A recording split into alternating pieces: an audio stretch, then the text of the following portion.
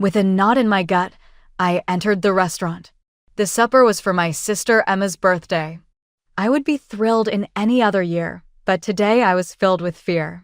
As usual, Emma was the focus of attention as the waiter escorted me to our table, where my parents and other family members were already sitting. "Lucy," at last, my mother yelled, "we were about to order without you." Emma, who is 18 now, smiled like she often does when she wants something. "Hey sis, glad you could make it." I sat down at the vacant seat they had reserved for me after giving her a brief embrace. By the time my uncle said something, my dad had already had 2 drinks and was laughing too loudly. My cousin was showing everyone photos of her new baby as my mom fussed over Emma's hair. I should probably provide my introduction. I'm Lucy, a 36-year-old director of marketing for a digital business.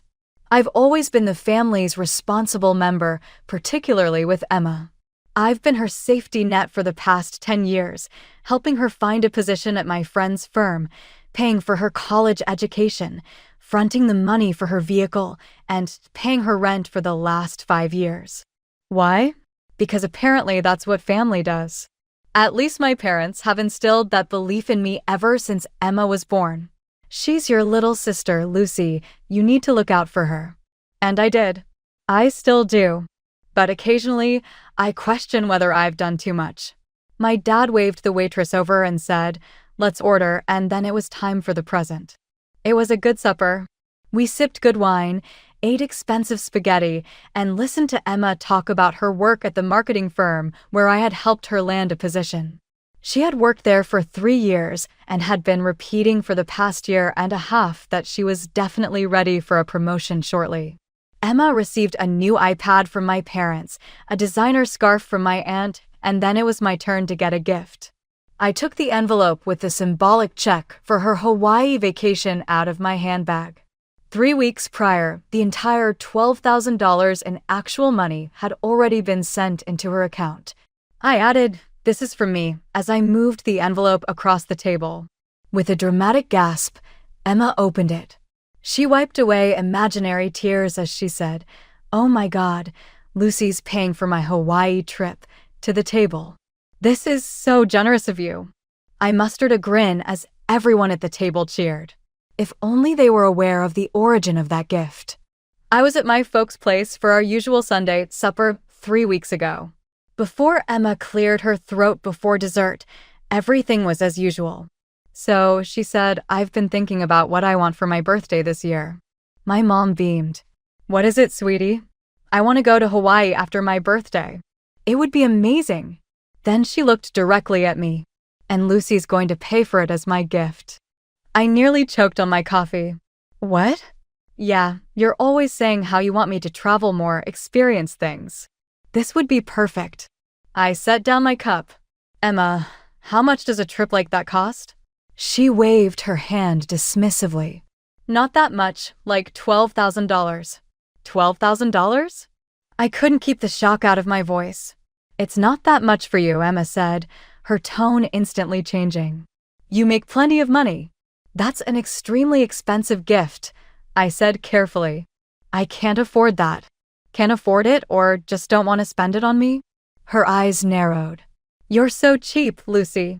You make 6 figures and you're too selfish to give your only sister a decent birthday present." "Emma, I paid for your entire college education. I helped you buy your car. I'm currently paying your rent. I've been supporting you for a decade." "That's what family does," I shouted. "We don't count the money we spend on each other," she yelled, standing up. "God, you're so bitter."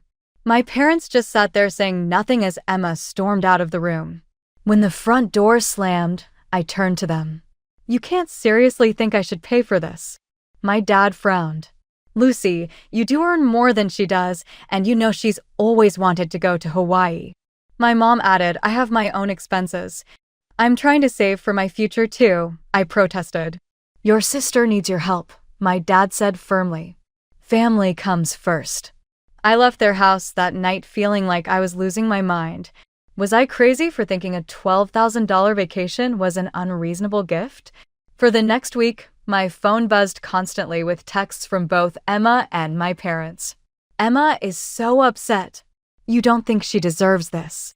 She works so hard and just wants one nice vacation. You have more than enough money to help your sister. Don't be selfish, Lucy. I held out for as long as I could, but after days of this, I finally broke. I transferred the money to Emma's account with a simple text, "Happy birthday, enjoy Hawaii." Her response, "Thanks, knew you'd come through." And now here I was, watching everyone praise my generosity, completely unaware it had been practically extorted from me. As Emma soaked in the attention, showing everyone the resort where she'd be staying, I felt a small sense of relief. At least this was over. I could go back to my life, and Emma would get her perfect vacation. Emma flew to Hawaii 2 days after her birthday party. I went back to my normal routine, working, hitting the gym, and finally getting some peace and quiet without constant demands from my family. For the first time in weeks, I could breathe. My phone buzzed constantly with Instagram notifications. Emma was making sure everyone knew exactly how amazing her vacation was: sunrise yoga on the beach, expensive cocktails at resort bars, designer swimsuits posed perfectly against turquoise waters. Each photo was captioned with some variation of "living my best life" or "paradise found." I scrolled through them while eating takeout in my apartment, feeling a mix of annoyance and relief that at least she was enjoying the vacation I'd paid for. "Check out Emma's posts," my mom texted. "Doesn't she look happy? You did a good thing, Lucy." I didn't respond. They always did this, made me feel guilty, then praised me once I gave in, as if that somehow balanced the scales. A week into Emma's vacation, I was at work, finalizing a presentation, when my phone rang. My parents' number? Unusual for them to call during work hours. "Hello." "Lucy," my mom's voice sounded strange, shaky. "It's Emma. There's been an accident." My stomach dropped. "What happened? Is she okay?" "She was on some mountain tour," my mom explained, her voice cracking. "She climbed up on a rock to take a selfie, and she fell into a gorge." Oh my God. I stood up from my desk, already grabbing my purse. "How bad is it?" "Is she alive?" My dad's voice now. They must have put me on speaker. "Broken leg, some cuts and bruises. They're saying she was lucky." "Which hospital?" "I'll book a flight right now." "No need for that," my mom said quickly. "The doctors say she's stable. She'll be coming home in a couple of weeks once she's cleared to fly." Something in her tone made me pause. "Let me talk to her. She's resting now, but I'll have her call you when she wakes up." I hung up and immediately tried calling Emma's cell. To my surprise, she answered. Her voice was cold, flat. "Emma, are you okay? Mom and Dad just told me what happened. I'm in the hospital, can't talk now." Her voice sounded distant, almost hostile. "Do you need anything? Should I come?" She cut me off. "No, I have to go." The line went dead. I stared at my phone, confused. I'd expected her to be upset or in pain, but not angry. I couldn't understand why she was being so cold with me. For the next 2 weeks, I tried calling her several times, but she either didn't answer or spoke briefly before hanging up. My parents gave me updates, but they were strangely vague. Something wasn't right, but I couldn't put my finger on it. When Emma was finally scheduled to return, I offered to pick her up from the airport. Actually, my mom said hesitantly, Emma asked if we could come get her instead. "But why? I can help with her luggage, get her settled at home." She'd prefer if we helped her this time. I backed off, hurt and confused, but assuming Emma was just in pain and irritable. Over the next week, I sent her texts, checking in, offering to bring food or help with anything she needed while recovering. Her responses were minimal. "Fine, no thanks, don't need anything." Then, exactly 1 week after her return, I opened my email to find something unexpected, a medical bill from Hawaii Regional Medical Center. Amount due, $15,000. At first, I thought it was a mistake. Why would Emma's medical bills come to me? I dialed her number immediately. Why did you send me your hospital bill? I asked when she picked up. Because you're paying it, she replied matter-of-factly. I laughed, thinking she was joking. Very funny. Seriously, why did you forward this to me? I'm not joking, Lucy. This is your responsibility. My responsibility? How exactly is your medical bill my responsibility? You paid for the trip, she said, her voice hardening. If you hadn't sent me to Hawaii, I wouldn't have gotten hurt. I nearly dropped my phone. Are you serious right now? You wanted that trip. You begged for it. You climbed a rock to take a selfie, and you paid for it, she shouted. Which makes you liable. If you don't pay this bill, I'll sue you and get the money anyway. Sue me? Have you lost your mind? This is insane, Emma. Whatever. You have the bill. Pay it by the end of the month. Her tone was so dismissive, so entitled. I could hardly believe it was my sister speaking. I'm not paying a cent, I said firmly. This is ridiculous. We'll see about that, she snapped before hanging up. I paced around my apartment, too angry to sit still. How dare she? After everything I'd done for her over the years, now she expected me to foot the bill for her own carelessness? I thought back to how they'd pressured me into paying for the vacation in the first place. The constant texts, the guilt trips, the family dinner ambush. When I'd calmed down enough to think clearly, I called my parents. Surely they would see how unreasonable Emma was being. Mom, Dad, did you know Emma sent me her medical bill and is demanding I pay it? There was a pause, too long to be anything but meaningful. Well, my dad finally said, her travel insurance didn't cover all the treatment. And? I prompted. And she doesn't have that kind of money, my mom added softly. I couldn't believe what I was hearing. Are you saying you think I should pay it? You did pay for the trip, honey, my mom said. And you know Emma is still struggling financially. This is insane, I said. I'm not paying for her hospital bills. That's not how this works, Lucy.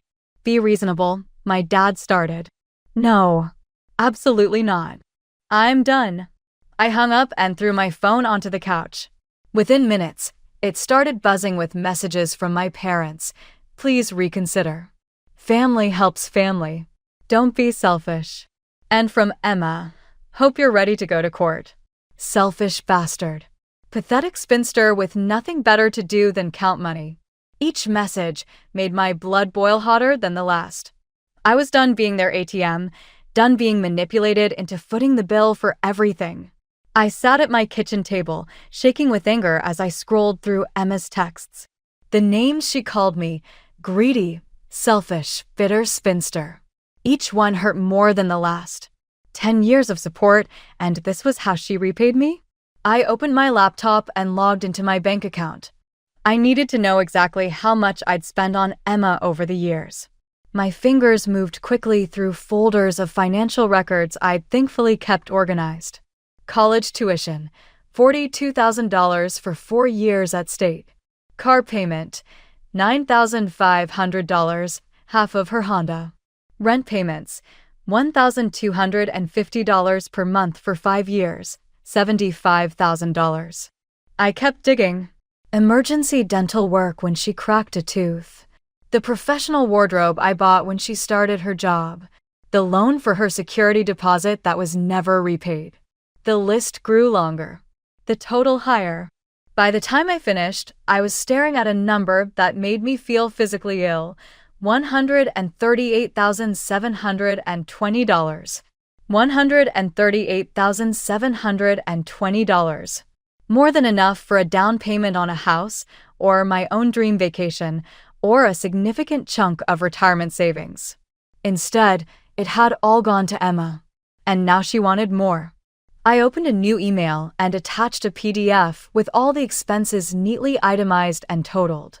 In the subject line, I wrote payment due. In the body of the email, I wrote, Emma, attached is a complete accounting of all expenses I've covered for you over the past 10 years. Total, $138,720. You have 3 months to repay this amount in full, or I will pursue legal action to recover these funds. Lucy, I hit send before I could second guess myself. My hands were trembling, but for the first time in years, it wasn't from anxiety. It was from a strange sense of power. Less than 30 minutes later, my phone exploded with notifications, calls from my parents, texts from Emma, voicemails filling up my inbox. I silenced it all. Instead, I opened my banking app and navigated to my scheduled payments. There it was, Emma's rent, $1,250 scheduled for the 1st. I canceled it with a single tap. Then I blocked my parents' and Emma's numbers for good measure. I blocked them on all social media too.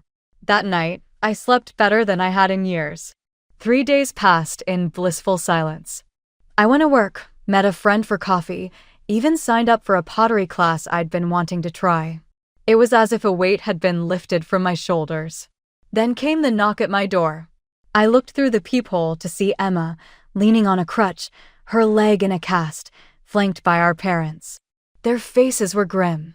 For a moment, I considered not answering, but this confrontation was inevitable. I took a deep breath and opened the door. "Lucy," my mom started, "we need to talk." "Come in," I said flatly, stepping aside. Emma hobbled in, making a show of wincing with every step. My dad helped her to the couch while my mom hovered anxiously. "What's this?" My dad thrust his phone at me, showing my email to Emma. "It's an invoice," I replied simply. "For all the money I've spent supporting Emma over the years." "You can't be serious," my mom said, her voice rising. "Family helps family. You can't just demand she pay you back everything." I looked directly at Emma. "Why not?" "She's demanding I pay her medical bills." My parents exchanged uncomfortable glances. Emma stared at the floor. "That's different," my dad attempted. "How?" I challenged him. "Explain to me how it's different." Silence filled the room. "You see," I continued, "it's only different because you all expect me to give and give. But the moment I ask for anything in return, even just basic gratitude, I'm being selfish. We never said," my mom began. "You said it plenty," I cut her off every time. "You pressured me to pay for something else every time. You dismissed my concerns about money every time. You made me feel guilty for having boundaries." Emma finally spoke, her voice quiet. "I'm not suing you, okay? I'll figure something out with the medical bills." "Good," I nodded. "Because if you did sue me, I'd countersue for every penny I've spent on you, and I have records of it all." "You've made your point," my dad said stiffly. "Now can we move past this? We're family." "Yes, we are, which is why I have something else to tell you all." I took a deep breath. "I've canceled my payment for Emma's rent, and I won't be providing any financial assistance to any of you going forward." Emma's face crumpled. "What?" "But I can't afford my apartment without your help." "You'll figure it out," I said, echoing her own dismissive tone from our phone call. "Get a roommate, move to a cheaper place, ask for a raise. There are options." "You're just going to cut me off after all these years?"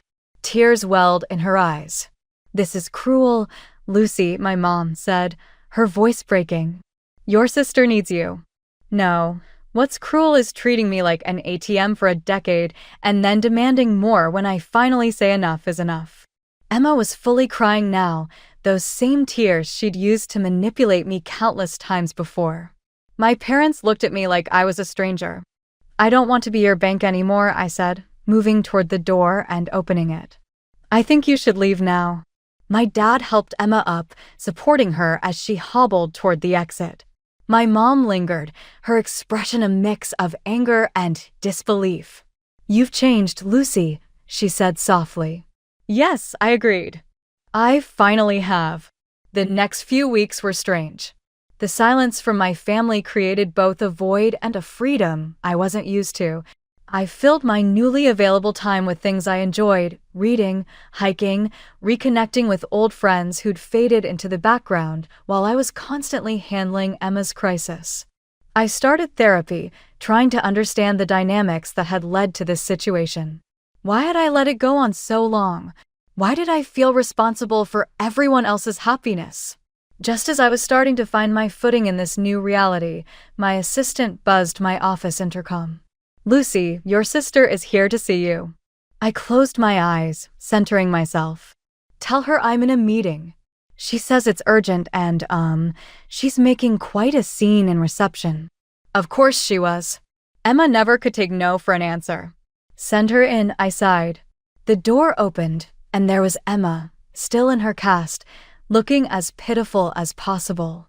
She dressed down, I noticed immediately, worn jeans, a plain t-shirt, minimal makeup, the opposite of her usual polished appearance. A calculated move to appear desperate and broke. "Lucy," she said, her voice catching dramatically. "Please, I need to talk to you." "What do you want, Emma?" I asked, gesturing for her to sit down. She lowered herself into the chair across from my desk, adjusting her crutches against the wall. Her eyes were red-rimmed, her hair pulled back in a messy ponytail instead of her usual perfect blowout. "I can't pay my rent," she said, her voice small. "They're going to evict me." I leaned back in my chair. "That's unfortunate. Lucy, please, I need you to reconsider, just until I can figure something out. I don't have anywhere else to go." "What about Mom and Dad's place?" She grimaced. "Their house is so small, and with my leg like this," she gestured at her cast. "I need my own space to recover." "You mean you need me to continue paying for your lifestyle?" "It's not like that," she insisted, her voice rising slightly. Then, seemingly remembering her strategy, she softened again. "I'm struggling. I really am. I can barely afford groceries right now. Emma, do you have any idea how much money I've spent supporting you over the years?" "I know, and I'm grateful." "I really am." A single tear rolled down her cheek, right on cue. "If you were grateful, you wouldn't have tried to stick me with your medical bills. You wouldn't have called me names when I refused. I was in pain. I wasn't thinking clearly." I sighed, feeling suddenly tired of this endless cycle. "The answer is still no. I'm not paying your rent anymore." Her face changed, the vulnerability vanishing. She straightened up, eyes narrowing. "Fine. You know what? You're going to regret this." Then she started to sob loudly, dramatically. My office walls were thin, and I knew everyone outside could hear. "Everyone's going to know what you did," she cried, voice rising. "How you abandoned your own sister when she was injured, when she had nowhere to go." A few curious faces appeared in the glass wall of my office. "Great. Stop it, Emma. You're heartless," she wailed. After everything we'd been through, I picked up my phone and pressed the button for security. "Yes, Miss Wilson? Could you please come to my office? I have someone who needs to be escorted out." Emma's eyes widened in disbelief. "You're calling security on me? Your own sister." "Yes," I said calmly, "and if you ever try to come to my workplace and make a scene again, I'll get a restraining order." The security guard, Ramon, appeared at my door. "Everything okay, Miss Wilson?" "My sister was just leaving," I said. "Could you please make sure she exits the building? And she's not to be allowed back in." Ramon nodded, stepping into the office. "Ma'am, I'll need you to come with me." Emma grabbed her crutches, glaring at me with such hatred it was almost impressive. "This isn't over." "Yes, it is," I replied. "It's been over for a while. I just didn't realize it until now." When she was gone, I shut the door to my office and inhaled deeply. My hands were shaking with relief, not sorrow. I'd done it at last. I had at last defended myself. For months have passed since then. Since that day, neither Emma nor my parents have talked to me. I've heard bits and pieces from relatives we have in common. Emma returned to living with our parents after being unable to pay for her apartment. To anybody who would listen, they are still incensed with me for leaving the family when they most needed me. However, I'm living entirely for myself for the first time in my adult life. In addition to starting a retirement fund and moving to a nicer apartment, I've also planned my own trip to Japan, which I've always wanted to see, for later this year. I occasionally feel bad, especially late at night when I think back on better family moments. I worry whether my choice to cut them off was too harsh or definitive. Then I recall Emma's expression when I declined to cover her medical expenses. It was one of rage that her deceit had failed, not surprise or hurt. I recall my parents constantly supporting her and expecting more from me. I can recall being treated like a checkbook for 10 years. I saw my cousin in the grocery store last week. She inquired about my well-being and mentioned that my parents had informed her that I was going through a difficult time. I assured her I was doing better than ever and laughed. With sincere worry in her voice, she questioned, "But aren't you lonely? Without your family?" Before responding, I gave it some thought. I was lonelier when I was with them, I finally said. Because they never really saw me, just what I could do for them.